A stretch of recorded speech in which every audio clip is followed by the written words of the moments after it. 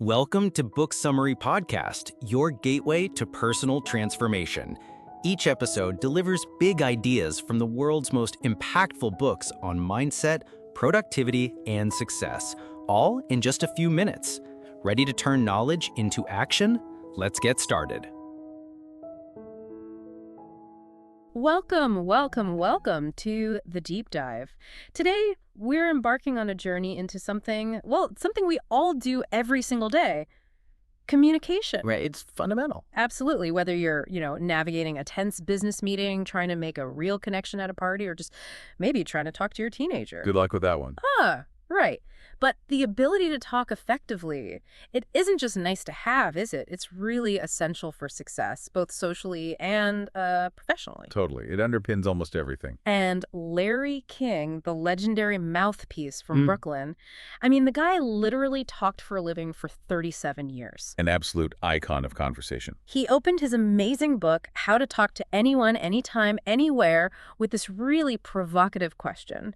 He asks, basically, would you rather jump out of an airplane without a parachute? Wow, okay. Or sit next to someone you've never met before at a dinner party? That really makes you think. It does. And if you, maybe like a lot of people listening, actually chose the parachute, well, you are definitely not alone in fearing the art of conversation. Fear is real. Yeah. Very real. But King's book, it promises a different path. One where you can approach any conversation with, confidence, connect genuinely, and really get your message across effectively. And that's what we're digging into today, right? Yeah. Finding those practical takeaways. Exactly. We're aiming to distill that wisdom for you. And what's really fascinating here is just how deep talk goes.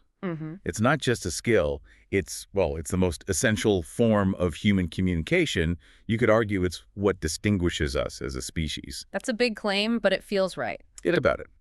The average person, estimates say, speaks about 18,000 words a day. 18,000. That's Yeah. a lot of words. It's an astonishing volume, isn't it? So if we connect this to the bigger picture, given how much we communicate every single day. Shouldn't we try to be, better at it?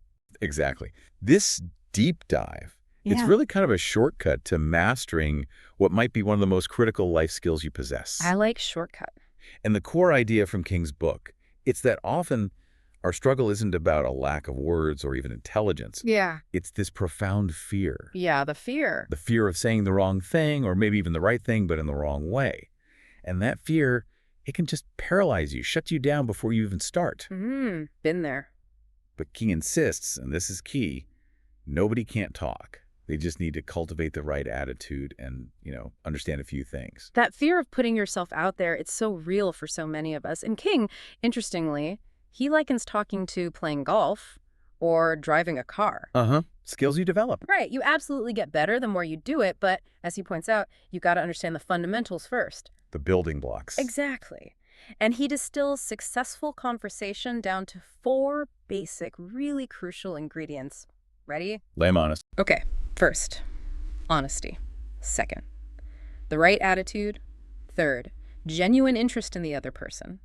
And fourth, openness about yourself. Sounds straightforward enough. They sound simple, yeah. Yeah. But let's see just how deep these seemingly simple principles actually go when King unpacks them. Absolutely. Let's really dive into each one because King, he brings them to life with his own often pretty humbling journey. Take honesty, for instance. Okay. King talks about his inauspicious debut on Miami Beach radio way back in 1957. Oh, wow. So right at the beginning. Yeah. And he was a nervous wreck. His voice wasn't strong. He felt like a street gabber, just not ready professionally for the airwaves. He admits really candidly he didn't have the guts to do it. So even Larry King started out terrified. Completely terrified. Then his very first TV appearance, the producer puts him in a swivel chair. Oh, no. And he's spinning back and forth, totally overwhelmed, trying to make eye contact with everyone watching. I can picture it. Awkward. Totally. And what did he say? He just blurted out, I was nervous. He just admitted it. On air. Right there. And what's remarkable is how that raw honesty, it actually made him a better talker. It helped him succeed. Viewers related to him because he was authentic and vulnerable, not, despite it. That's fascinating. People connected with the realness. Exactly. He even gives this hypothetical from later in his career at NBC News. If he was walking down the hall, someone grabs him, sits him in a studio chair, says, Brokaw's sick, you're on. Trial by fire. Right. What would he do? He said he'd tell the audience, straight up. I'm walking down the hall, someone grabbed me, handed me these papers and said, Brokaw's sick, you're on. Just like that. Just like that. He continues, when I do that, immediately the whole audience knows I've never done news, I don't know what's coming, I don't know which camera to look at, now the viewers are all in my boat, we're going through this together. Ah, so it brings the audience in. Precisely. That transparency communicates, hey, I'm with you.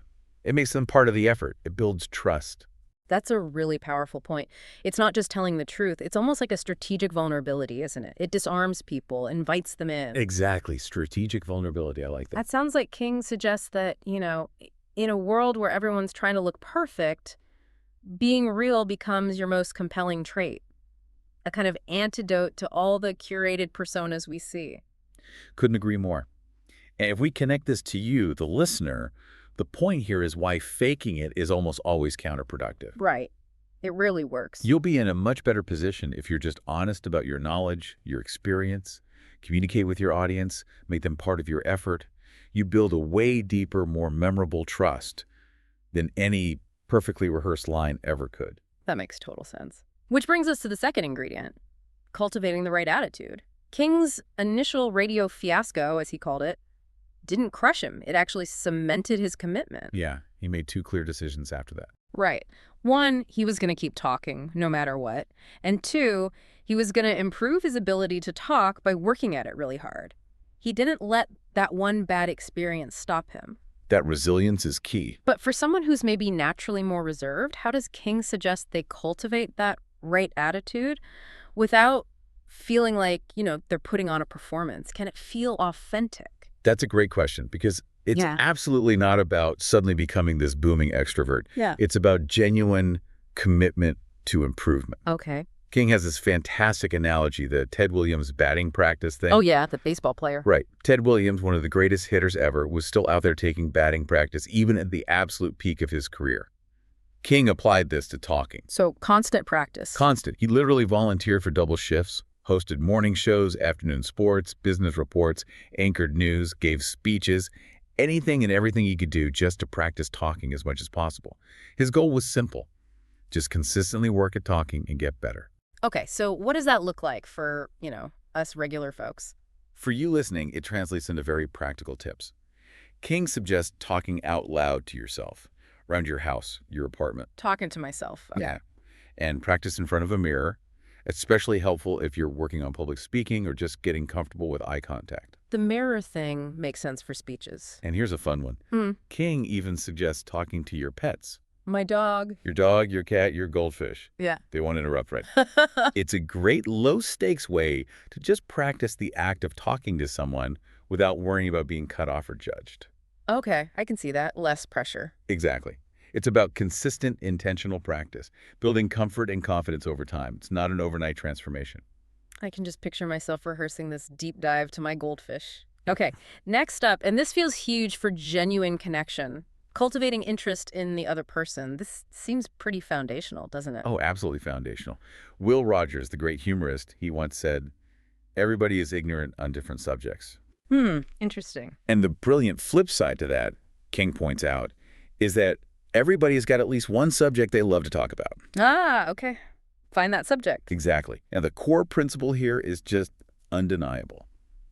You cannot talk successfully if you're not genuinely interested in what other people have to say, or if you lack respect for them. It comes across. People can tell if you're faking interest. Definitely. Yeah. Your listeners, your conversation partners, they'll be far more attentive if they feel truly respected and if they sense that you actually feel what they're saying. So it's more than just politeness. Much more. Yeah. King implicitly argues that genuine interest isn't just a virtue, it's powerful conversational leverage. You see this so clearly on his CNN shows, right? Yeah, the leaning forward. The leaning forwards, direct eye contact, and he asks questions about them. He's not asking to trip them up or advance his own agenda. He seems genuinely curious. He wants to know. He wants to know. And this shows authentic interest, and it's absolutely crucial for success in any conversation. By focusing outward on them, you actually take the pressure off yourself. That's a great point. And paradoxically, you often become the most compelling person in the room. It really is the golden rule applied straight to conversation. Do unto others as you would have them do unto you. Be open, be honest, be interested. And people will want to engage with you. Makes sense. Naturally. Which flows perfectly into the fourth principle, openness about yourself. Now, King clarifies this isn't about oversharing, right? Not spilling your deepest secrets. Definitely not. It's about a willingness to reveal things like your background, your likes, dislikes, maybe some emotions, but crucially, without making yourself the only focus of the conversation. Right. But finding that balance, being open without overwhelming someone with too much personal detail. How do we do that? That's the key distinction. King uses Regis Philbin and Kathy Lee Gifford as examples. Oh, yeah, from their morning show. Right. They weren't afraid to show their tastes, tell stories about themselves, show sentimentality, even sadness sometimes. They didn't try to fake it. And audiences loved them for it. Exactly. The audiences in the studio and at home saw that openness, that genuineness, and they related to it. It created a real connection. Okay, so it's about relatable authenticity. And King shares his own examples. He says anyone he's talked to for more than a few minutes knows two things about him. He's from Brooklyn. Can't miss that. And he's Jewish.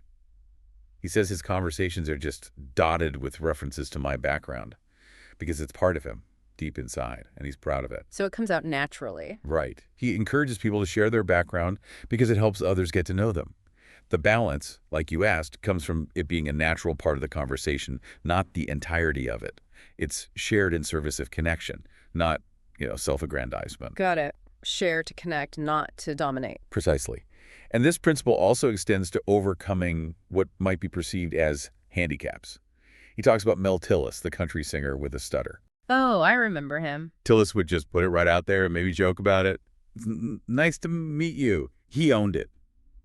King also had a guest with a cleft palate whose speech wasn't always easy to understand. That must have been challenging. But the guest was apparently delighted to talk about himself. The point King makes is acknowledge it and move past it. Once you've shared your situation with honesty, the conversation takes on this freedom. It allows both people to enjoy it more. It removes the elephant in the room, maybe. Exactly. And it helps you gain respect rather than having to pretend or hide something. It just creates freedom and comfort for everyone involved. Okay, those four fundamentals, honesty, attitude, interest, openness, make a lot of sense. But let's get practical. So many of us dread that moment of silence or the awkwardness of meeting someone new. The dreaded small talk situation. Totally. And King, surprisingly maybe, tackles this head-on by admitting his own battles with shyness. He calls himself just a Jewish kid from Brooklyn who wears glasses and says shyness is something he knows intimately. He certainly does. And his insight here is incredibly simple, but really profound. The cliché, which he says is often true, is that the person you're talking to is probably just as shy as you are. Really?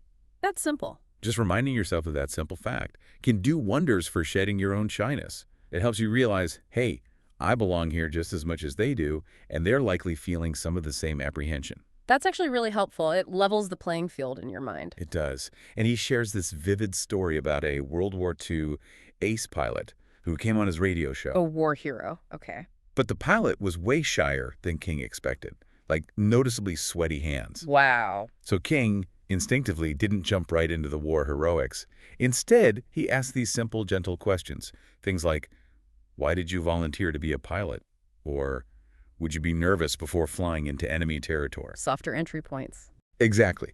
These humble, open-ended questions, they broke the ice. They helped the guest overcome his fear of the unknown, which King realized was the real issue, not the past, but what he was going to say right then. His nervousness apparently vanished. Confidence came back. Amazing. Just by asking the right kind of questions. Right.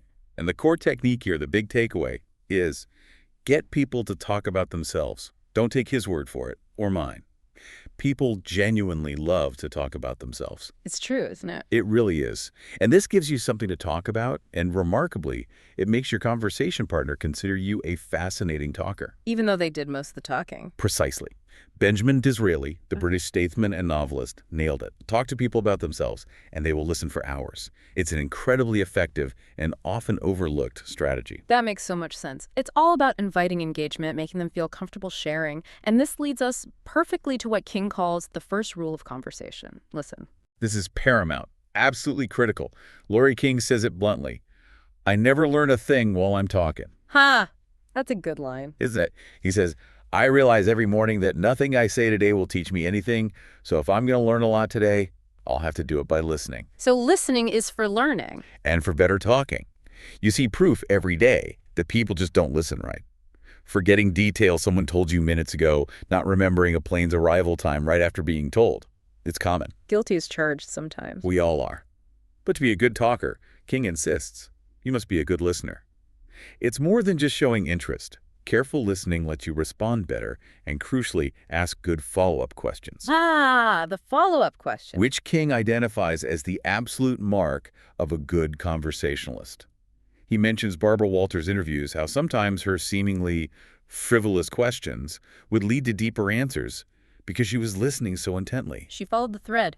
Exactly. Ted Koppel, another broadcasting legend, said about King, Larry listens to his guests, he pays attention to what they say.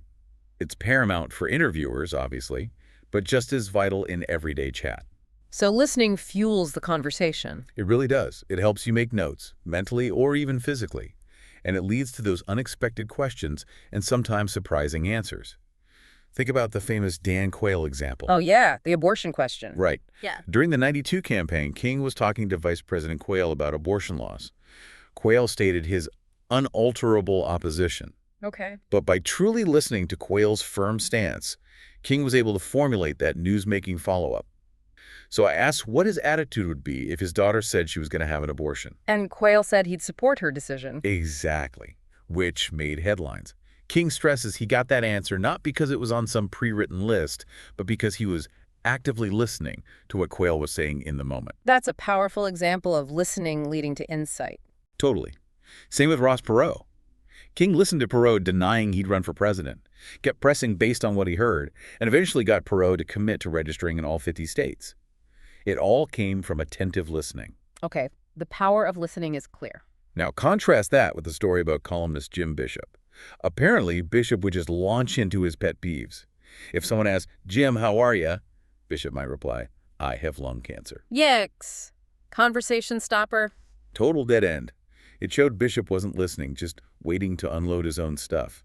Dale Carnegie said it well in How to Win Friends. Ask questions that other persons will enjoy answering. Encourage them to talk about themselves. People are way more interested in themselves than in you. Harsh, but probably true. So beyond the words, what about body language and eye contact? Do we need to meticulously practice these like actors? Or do they flow naturally? King leans towards natural flow. He believes body language is a natural form of communication. It shouldn't be contrived. It has to reflect sincerity. So don't force it. Right. His one main rule for body language and conversation is simply follow eye contact. Follow eye contact. Meaning? Meaning maintain good eye contact. Not staring like a hawk, obviously. Right, not creepy staring. No. It's about making eye contact frequently. Nodding to show you're interested. Showing empathy through your expression.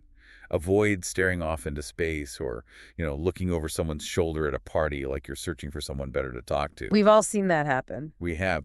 His basic advice is worry about what you're talking about, listen closely, and your body language will generally take care of itself. Appropriate body language follows automatically when you're truly engaged. That's reassuring. Focus on the listening and the content. Okay, this raises another interesting question King addresses. Is anything taboo anymore? Social norms have changed so much. Hugely. King acknowledges this evolution. He points out how family newspapers used to have really strict restrictions, but permissiveness grew dramatically after World War II and then accelerated in the 60s and 70s. Things definitely loosened up. So while anything goes is maybe a cliche, he argues that fewer topics are truly taboo in social conversation than there used to be. Can you give some examples he uses? Sure. He mentions things like ain't in the dictionary, becoming a common phrase. Cuss words are definitely more common in public now. He notes the Bobbitt trial brought discussions of, anatomy into mainstream news. Oh, I remember that coverage. Right. And even the word condom stopped being forbidden in TV commercials. Oh. So yeah, the list of untouchable subjects has definitely shrunk. But surely some things are still off limits. Oh, absolutely.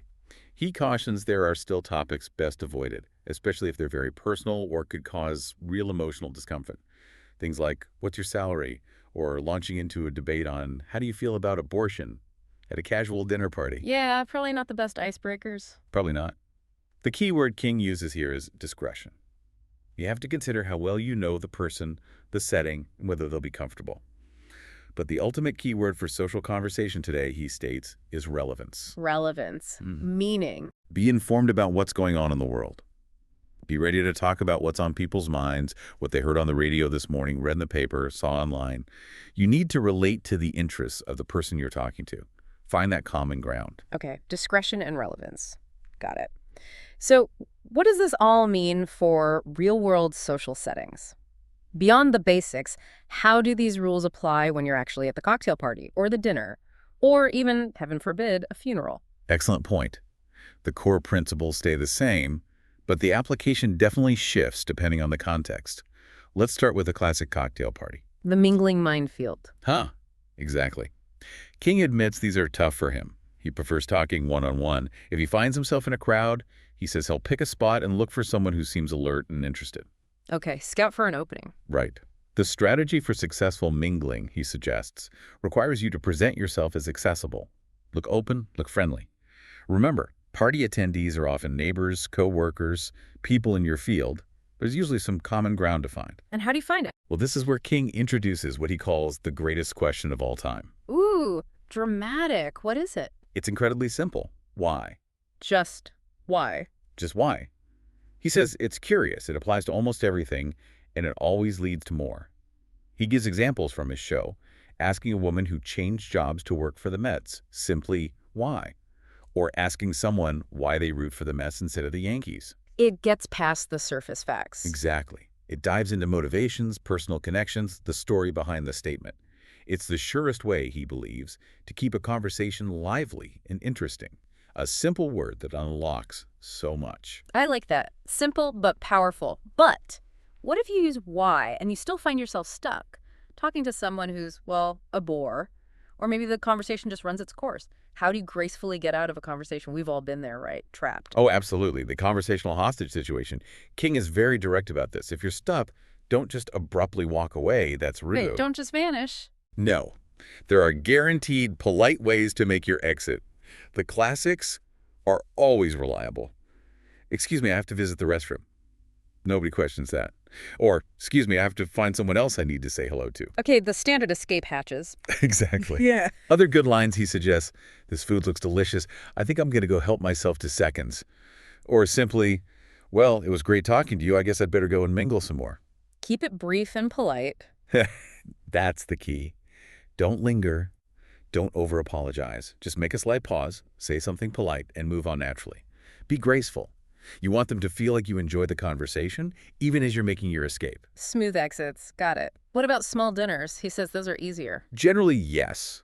Easier than navigating a big cocktail party because the guests usually know each other, at least somewhat. The dynamic is different. Okay. King actually says he likes to control these settings, but that doesn't mean dominating the conversation. Not at all. Control how? It means guiding it, involving everyone, making sure you're listening to what everybody says. It's about facilitating a good group dynamic. Okay. So leading without monopolizing. Precisely. Which leads to his advice on how to quarterback a conversation at a dinner party. Quarterback. I like that analogy. Yeah, it fits. First, he says, choose a topic that will likely involve everybody. Hypothetical questions can work really well here, but definitely avoid heavy-duty politics or anything super controversial that might just shut people down or start an argument. Keep it inclusive. Second, solicit opinions. Don't just hold forth with your own views. Ask others, what do you think? King highlights Henry Kissinger as a master of this, knowing exactly when to turn to someone and draw them in with a simple, what do you think? Makes people feel valued. Absolutely. Third, make an effort to help the shyest person in the group. Bring them into the conversation enthusiastically. Maybe nod towards them seeking agreement or directly use that Kissinger method. Susan, what do you think about that? Actively include the quiet ones. Crucially important. And fourth, maybe the most important for naturally gifted talkers. Don't monopolize the conversation. This is a serious danger. Give the people you're talking to a chance to talk back. Resist the urge to fill every silence. Exactly. Don't feel you have to cross every T and dot every I. Avoid what he calls overtalk. Know when to get off stage, metaphorically speaking. Also, related to that, don't give your conversation partner the third degree. Like an interrogation. Right. A conversation isn't an interrogation. It's not research for a book you're writing. It's supposed to be a shared experience. Back and forth. Good reminder. What about those what-if questions he mentioned? Oh, yeah. He thinks those are great for starting a conversation or picking things up if there's a lull. Examples. He gives a couple. What if North Korea keeps stonewalling the UN on inspecting its nuclear plants? Think we'll have another Korean War? Maybe a bit heavy, but topical. Or, what if you had just built your dream house in California and then scientists suddenly discovered a major earthquake fault right nearby? Would you move? Those create discussion dilemmas. Exactly. They can lead to interesting, even philosophical discussions. He even mentions a Mensa dinner party, what if, involving people trapped in a mine, gets quite intense. Shows the depth these questions can reach. Okay, so they can be powerful. But King adds a caution. If the talk stalls after you pose a what if, and you didn't force it awkwardly, it might just be a dud. Don't push it. Just shift gears, move to another topic. Read the room. Got it. Now, let's talk about family gatherings. These can range from joyous weddings to somber funerals. Communication here feels extra sensitive, doesn't it? Absolutely. Emotions often run high, and the dynamics are unique. Weddings, bar mitzvahs, those celebrations, they're usually comfortable settings, right? Generally, yeah. People are happy. People know each other, they're happy, relaxed. Except maybe for the endless photo ops. Funerals, though, that's a real challenge. Yeah. King offers one main rule here. Yeah. Don't be obvious. Don't be obvious. How so? Avoid the cliches, the redundant phrases like, I know how you must feel, because honestly, you probably don't. Right. You can't really know. Instead, he suggests stating the natural, normal circumstances of grief. Speak for yourself. Be sympathetic, obviously, but not, dolorous or overly dramatic. Keep it genuine and respectful. Yes. And you could share maybe a light comment, a positive personal story about the deceased, or a brief mention of their accomplishments. But he specifically warns, never use a funeral to offer business advice, like suggesting a consultant. Oh my God, who would do that? Apparently it happens. He shares a really moving example of a good funeral speech. Stacy Wolf, speaking at her father Bob Wolf's funeral. What made it good? It was very emotional. She shared her feelings and memories. But she also managed to bring in humor, which allowed the congregation to laugh and feel a sense of relief amidst the sadness. King's advice is basically, trust your instinct. Say what you feel is right in that moment. Authenticity again. Always. The overall message for funerals should be respect and affection for the person who passed, and compassion for the family. Keep it relatively short. And yes, he adds, a chuckle or two, if it feels appropriate and comes from a good place, won't hurt. That's good advice for a tough situation. Okay, finally, in the social realm, something many people might wonder about. How to talk to celebrities. It's easy to get starstruck or intimidated. Very easy. And King says the common problem is indeed intimidation. His advice, don't be intimidated and don't embarrass yourself by saying the wrong thing. Was that the wrong thing? The standard comments people often default to, like, oh, I've been a big fan of yours since I was a little kid, or for athletes, my father used to take me to see you play. They must hear that constantly. Constantly. The biggest mistake, King argues, is stereotyping them or only talking about their profession. His core advice ties right back to the fundamentals. Approach them as normal people. Because they are underneath the fame. Exactly. They have similar likes, dislikes, feelings, worries as the rest of us. He suggests asking about their extracurricular interests, things outside their famous job. Like what? He gives examples, talking to Woody Allen about the New York Knicks or asking Paul Newman about his incredible charity work with kids. Find the person behind the persona. Look for other dimensions. Yes. Don't let yourself be intimidated by fame. He tells this funny anecdote about a mayor introducing the famous movie star Walter Pidgeon. The mayor apparently got flustered and said, Mr. Privilege, and then, trying to recover, added, this is indeed a pigeon. Oh, dear. The point being, don't put them on such a high pedestal that you stumble. They're just people. Talk to them like people. Okay, that demystifies it a bit. So, pulling all these threads together, what defines truly successful communicators? King looked at people he admired, Sinatra, Bill Clinton, the lawyer Edward Bennett Williams, and found common threads, right? He believed successful people are successful talkers. Yes, he saw a strong correlation. It wasn't just natural talent, though that helps. It was often a developed skill, a set of shared characteristics. He identified 8 key things the best talkers seem to have in common. 8 things. Okay, let's unpack those. What's number 1? Well, first, they look at things from a new angle. They don't just repeat common wisdom, they take unexpected points of view on familiar subjects. Give me an example. He uses Frank Sinatra at a dinner party. King asked Sinatra to sing an old Irving Berlin classic, Remember. Sinatra sang it, but, as King describes, in a different way, with an edge to it. An edge? How so? Sinatra explained his thinking. That guy's the character in the song Angry, so I'm going to sing it in a different style tonight, with an edge to it. He didn't just perform the song, he interpreted it differently, adding new insight, even to a standard. That ability to find a fresh perspective made him a fascinating conversationalist. Interesting. Finding the nuance. Okay, what's second? Second, they have broad horizons. They think about and talk about a wide range of issues and experiences, well beyond just their own daily lives or jobs. They're curious about the world. Exactly. King mentions enjoying conversations with Andrew Cuomo, Governor Mario Cuomo's son. Not just because of his political work, but because Andrew was well-rounded, had these broad horizons, and importantly, he listened. So, breadth of knowledge and good listening. Right. Andrew could talk about his time in the Clinton administration, public service, but also share insights, like the story of his grandparents. They lived into their 80s and 90s, started out traveling by horse and cart, no electricity, faced diseases we've now eradicated. Wow, that provides perspective. Immense perspective. That kind of historical background provides broad insight. The key point for you, the listener, is to actively broaden your own horizons. Read widely, listen to different viewpoints, travel as you can, have enough fuel to listen and talk about things beyond your immediate bubble. Makes sense. Be more interesting by being more interested in more things. Number 3. Third, they are enthusiastic. They display genuine passion for what they're doing and real interest in what they're saying. Enthusiasm is contagious, right? Totally contagious. It makes people want to talk to you, want to listen. King points to Tommy Lasorda, the legendary LA Dodgers manager. Oh, yeah. Huge personality. Huge. And Bill Clinton. Both, King says, have immense enthusiasm. They communicate it naturally in their talk, and they willingly share it. That energy was a big part of their success. So let your passion show. Definitely. Find subjects you're passionate about and let that energy come through. It draws others in. Okay. Number 4 sounds simple. It is, but it's critical. Fourth, they don't talk about themselves all the time. Obvious? Maybe, but so many people violate this rule. Good talkers ask questions, they turn the conversation around, they make it about the other person frequently. The listening theme again. Okay, 5. Fifth, they are curious. This ties into broad horizons in listening. Good talkers are inherently curious. They're always wanting something new, asking questions, wanting to understand. Their curiosity fuels their conversations. Curiosity keeps things fresh. Number 6. Sixth, they emphasize. They genuinely show empathy for what others are feeling or saying.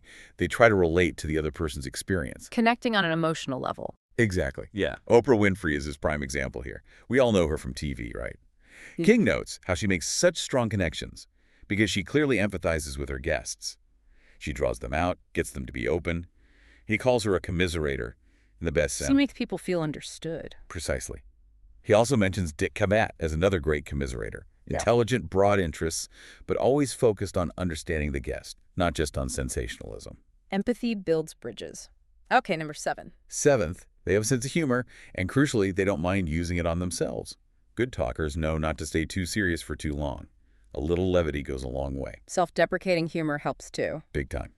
Bob Hope is a great example of a humorist who used it well. Sophisticated enough not to do stand-up routines at dinner, but naturally funny. Yeah. George Burns, too, a master of the dry, witty comeback. Like the doctor story. Exactly.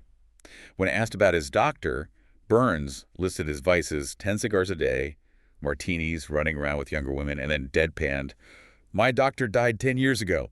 It's funny because it's so perfectly George Burns. Timing is everything. Timing and not trying too hard to be funny. Don Rickles, King notes, was funny all the time, but people laughed with him, not at him, because it was just his authentic, albeit insulting, style. He was just being himself. Be funny naturally if you can. And finally, number 8. Eighth, they have their own style of talking. Effective talkers don't all sound the same. They develop their own distinct, authentic way of communicating. Style matters. It does. He contrasts different trial lawyers. Edward Bennett Williams spoke softly, leaned in, compelled attention, very persuasive. Percy Foreman appealed more to emotions, gave many speeches. William Kunstler was bombastic. Louis Neeser built his case logically, appealed to the dramatic. All effective, but totally different styles. Exactly. The point is, your conversational style will naturally vary depending on the situation, but everyone can and should develop a distinct style that feels comfortable and effective for them, rather than trying to mimic someone else. Find your own voice. Be yourself, but be your best self. That's a good way to put it. And one final thought from King on this, almost a bonus point on shutting up. Knowing when not to talk. Right. He uses Jackie Gleason's character Ralph Cramden from The Honeymooners as an example. Ralph would often blow his cover by saying the wrong thing. King says, sometimes your instinct just tells you to shut up. No matter how brilliant you think your next comment is, there are times when silence is the better option. Pay attention to that gut feeling. That's such a crucial piece of advice, yet so often overlooked. Knowing when to simply be quiet.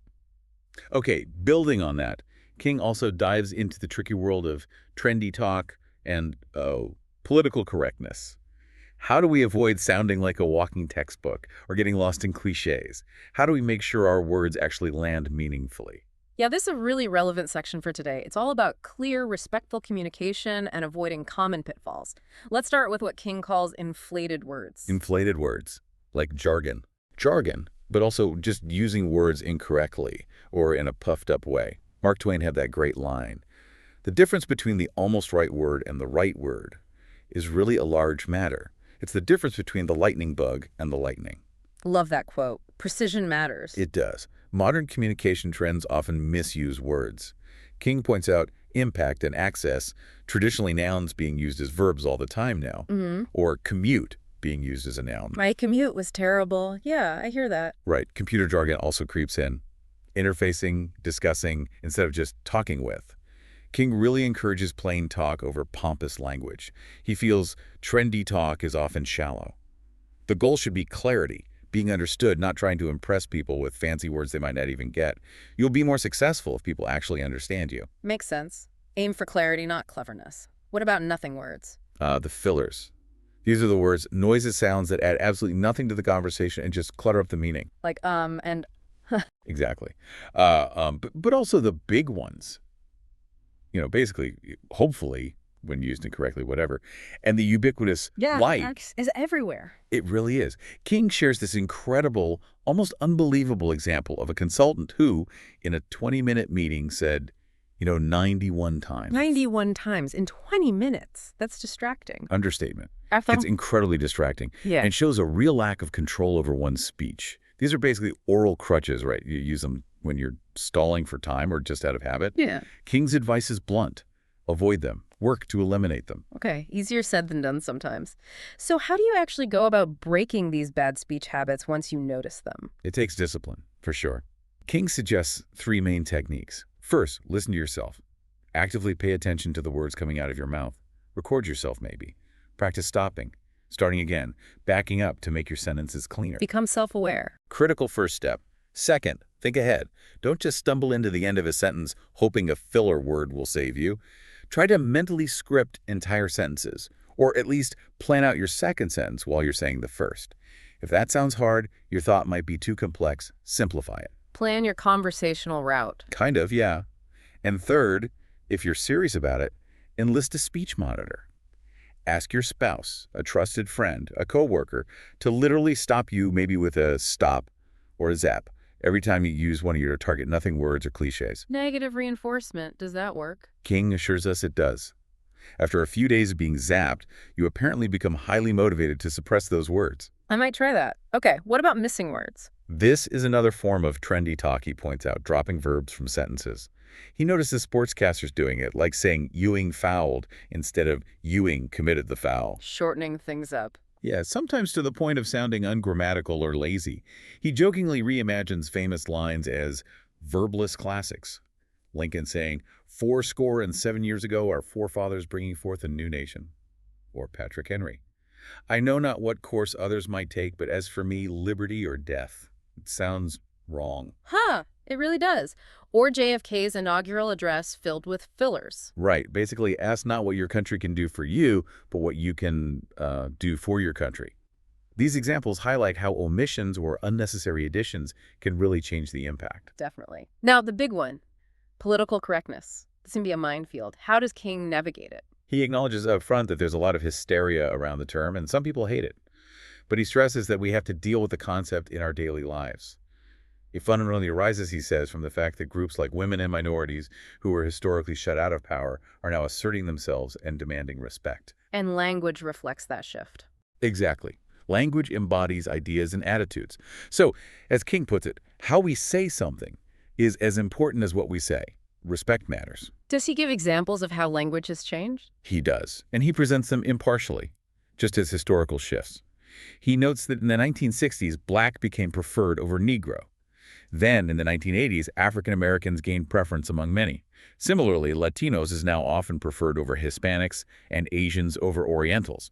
Native Americans is preferred over Indians. So language evolves to reflect changing sensitivities. Right. He even cites the Washington Post acknowledging its own evolution in adopting these changing labels. He sees this as progress in treating others with respect in our talk. The key, he emphasizes, is respect and fairness. Avoid what he calls silliness or going overboard. Finding the balance between respect and paranoia. That's exactly the danger he warns about. Overemphasis on political correctness can lead to paranoia, losing the ability to distinguish between genuine respect and excessive caution, which can actually hinder open communication. It's about being mindful and respectful, not walking on eggshells constantly. A tricky balance indeed. Okay, so we've covered social talk extensively. Let's shift gears to the professional realm. If these are the broad principles, how do they translate specifically to the workplace? King was a broadcaster, yes, but he clearly spent time in business settings too. Absolutely. And he has clear guidelines for business communication. He lays out 3 foundational business basics. First, the core principles still apply. Be direct, be open, and be a good listener. The fundamentals don't change just because you're at work. Good communication is good communication. Pretty much. Second, while it's okay to use industry-specific terms when talking within your profession. To your colleagues who get it. Right. But you absolutely have to translate technical terms for a lay audience. Never assume someone outside your immediate field understands your specific jargon. Explain things clearly. Avoid alienating people with acronyms and buzzwords. Definitely. And third, perhaps the most critical rule in business. Time is money. Don't waste people's time. Get to the point. Get to the point. Don't start a business meeting recapping last night's game or your golf score for 10 minutes, then try to cram the actual work into the last 5. Respect their time as you'd want yours respected. Start with the business at hand. Simple, but often ignored advice. Very true.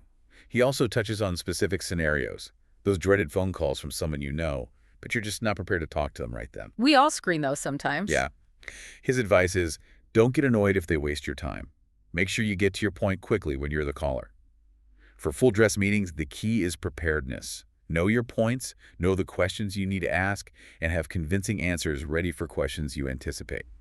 Do your homework. Always. And when informing others about something, tell them exactly what they want or need to know. Provide just enough background to get them involved or motivated, but don't overbrief. Avoid that old complaint he mentions. Ask so-and-so what time it is, and he tells you how the inside of the watch works. Give them the time, not the whole history of watchmaking. Exactly. Keep it relevant and concise. Okay, one huge aspect of business talk is the art of selling. And not just products, but selling yourself, especially in job interviews. This feels like the ultimate high-stakes conversation. It really is. And King points out that selling isn't just for salespeople. We're all selling ourselves, our ideas, our education, every single day in different ways. How does he illustrate good selling? He tells the story of Jack Kent Cooke, who became one of America's richest men, largely through charm and persuasiveness. He learned to sell encyclopedias door-to-door when he was just 14. Wow, starting young. Yeah. He learned a key lesson from a store owner. Take instructions, sit down, read the material thoroughly, follow suggestions, and crucially, he learned to close the deal by linking it directly to the client's interests. Asking simply, where would you like us to ship the books? Assume the sale and focused on the next step. Confident and client-focused. Right. The key to selling, King emphasizes, is not just what you're selling, but how you're selling it. You need to sell the advantages and features of the product, or yourself. Talk about the benefits, security, future prospects, solutions to their problems. Focus on what's in it for them. Always. Which leads directly to selling yourself in job interviews. This is your basic fundamental selling job. King boils it down to 4 cardinal rules. Okay, the 4 rules for interviews. 1. Show prospective employers what you can do for them. Focus on their needs. 2. Maintain an open, positive attitude. 3. Be thoroughly prepared. And 4. Ask questions. Let's break those down. What you can do for them. Don't just list your resume points like a robot. Explain how your skills and experience will help them achieve their goals. Why should they hire you over someone else? Sell your advantages, the unique value you bring, not just your features or qualifications. Make yourself the solution. Okay, open attitude. Essential. Don't be overly stiff or just businesslike in your demeanor. Enthusiasm is refreshing. Employers see lots of qualified people. King believes what makes the difference is when an applicant genuinely displays enthusiasm and openness. Show you actually want the job. Yes. Be prepared. This means really doing your homework. Study the company, review their materials, understand their challenges, anticipate the tough questions, and know how you're going to answer them honestly and effectively. No winging it. And ask questions. Seems counterintuitive sometimes. But King insists it's crucial. He says you'll never get a better chance to ask intelligent questions about the company culture, the role's challenges, their future plans. Asking good questions shows you possess two incredibly persuasive qualities. You're prepared, and you genuinely care about the opportunity. It shows engagement. Exactly. He quotes Harvey Mackay, author of Swim with the Sharks, who also emphasizes asking excellent questions, truly listening to the answers, and then generating clever follow-ups based on what you heard. It shows you're thinking on your feet. So the interview is a two-way street. What about when you're the one doing the hiring? What should you look for in a candidate's communication style? Basically, you should look for the same things you'd want to project yourself. Openness, enthusiasm, genuine caring, and a willingness to ask thoughtful questions. Display those qualities yourself as the interviewer. Model the behavior you want to see. Right. And if a candidate seems shy, use those breaking the ice techniques we talked about earlier. If their resume mentions they lived in Hong Kong or worked for a circus, Ask about it. ask about it. Get them talking smoothly and openly about something they know well. It helps them relax and show their true personality. Remember, openness and enthusiasm are two-way streets. Be honest about the job, the good and the bad, about yourself, about the company. Ask yourself, why would a great candidate want to work here? And convey that. Makes sense. Now, talking to the boss, this can feel intimidating. How do you communicate effectively upwards without seeming like a suck-up? Yeah, the apple polisher trap. King says, while you should apply the same core principles of respect and listening to everyone, your boss isn't your peer. The dynamic is different than talking to colleagues or subordinates. Acknowledge the hierarchy respectfully. Exactly. Avoid fawning or being overly deferential, but also understand their position. He suggests it's helpful to know yourself, your role, your contributions, your strengths, your weaknesses. Then approach the boss openly. He mentions negotiator Herb Cohen's simple, direct phrase, "Help me." Just ask for help. Isn't that showing weakness? Not if you frame it right. Don't appear fearful or incompetent. Frame your dilemma constructively, like, I have the feeling I could be doing my job even more effectively. Can you help me understand what areas you think I should concentrate on? Okay, that sounds proactive. Or, I'm not sure I fully understand how to approach this new project. It would really help me if you could explain what steps you think I should be taking first. It shows initiative and a desire to do well, not helplessness. The core idea is to be successful and collaborative. If the boss reacts badly to that kind of approach, King suggests, the problem might be with the boss, not you. Fair point. How does that contrast with talking to your subordinates? Is it just the reverse? King offers a simple, powerful rule here. Talk to them the same way you want your boss to talk to you. Treat them with respect, listen to their input, be clear in your expectations. The golden rule again, applied downwards. Pretty much. Even in large organizations with formal evaluations, try to make reviews less formal, more collaborative. They should be about accomplishing goals together. Tell employees what you're doing, what the team goals are, and what you think they specifically can do better, but also ask for their input. Make it a dialogue. Absolutely. Personnel management experts agree. Evaluation meetings should be two-way. Listen to what your employees say about their strengths and weaknesses, but also about the operation of the office, potential improvements. Be generous with praise when it's due. Don't avoid confronting problems, but handle them directly and promptly. No game playing. No games, no passive-aggressive displeasure, no sending messages through others. Just professionalism, integrity, and as King puts it, guts. Direct and respectful. Okay. One more workplace dynamic, assistants from assistants. How important are they in the communication chain? Hugely important. King calls them the secret weapon in many offices. They often know everything, save their bosses tons of time, and get things done effectively behind the scenes. The gatekeepers and the power brokers. Often, yes. His own assistant, Judy Thomas, apparently kept threatening to write a book called Call Judy because everyone knew she had all the answers. A good assistant anticipates questions, manages schedules, knows the processes. So how should you interact with them? If you need information, Often it's more efficient to call your assistant's assistant first, or go directly to the boss's assistant rather than bothering the boss immediately. The assistant can often get you what you need faster, saving everyone time. Respect their role and knowledge. Absolutely. Show respect for their competence and knowledge. A good assistant is an invaluable asset. Treat them professionally, and they'll likely move mountains to help you and your boss achieve your goals. Don't underestimate their influence or importance. Good practical advice. Finally, King touches briefly on how to talk when negotiating. He brings in his friend Herb Cohen. Right, Herb Cohen, the professional negotiator who wrote, "You can negotiate anything." King admires Cohen's ability to speak well and turn potential defeats into victories. Does he share any negotiation secrets? He mostly shares a funny anecdote about Cohen and some childhood friends. There was a kid nicknamed Moppo because of his thick red hair. Years later, they heard Moppo had died. Herb's cunning scheme was that they should tell Moppo's family they had moved, and Moppo should tell them he had died. Okay, that's a strange scheme. It's totally bizarre, but King uses it, I think, to illustrate Cohen's creative, sometimes unconventional, outside-the-box thinking. Negotiation often requires finding those unexpected angles or approaches that others might miss. It's about wit and finding leverage in surprising places. A humorous nod to creative strategy. Got it. Wow, what a journey. We've really covered the gamut from that fundamental honesty King insists on through navigating tricky social situations like parties and funerals, right up to mastering communication in the business world. It's a lot of ground. It really is. But what truly comes through again and again is that good communication isn't just some magical talent you're born with or not. It's absolutely a skill, something you can develop with practice, with intentionality, just like learning golf or driving that car King mentioned. Practice and awareness. Exactly. And at its heart, it seems less about having the perfect words and more about genuine interest, real connection with other people. I think that's spot on.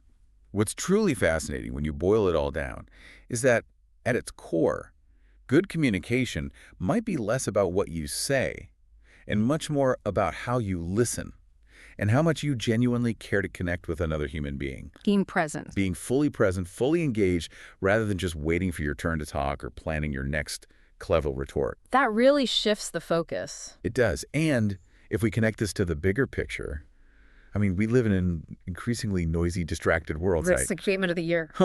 Yeah. So in this world, maybe the ability to truly listen, to make others feel genuinely heard, might just be the most powerful communication tool we have. It allows for real understanding, real impact. It cuts through all that superficial noise and actually builds bridges between people. Listening as a superpower. I like it. It kind of is. So here's a final thought for you to consider. What if you approached every conversation you had today as an opportunity? Not just to discuss the topic at hand, but to learn something genuinely surprising about the person you're talking to. Look beyond the surface level. Exactly. How might that change the way you approach your very next interaction? What hidden stories, what unexpected perspectives are just waiting to be uncovered simply because you chose to listen with real intent, with genuine open curiosity? What might you discover if you just asked why and truly listened to the answer?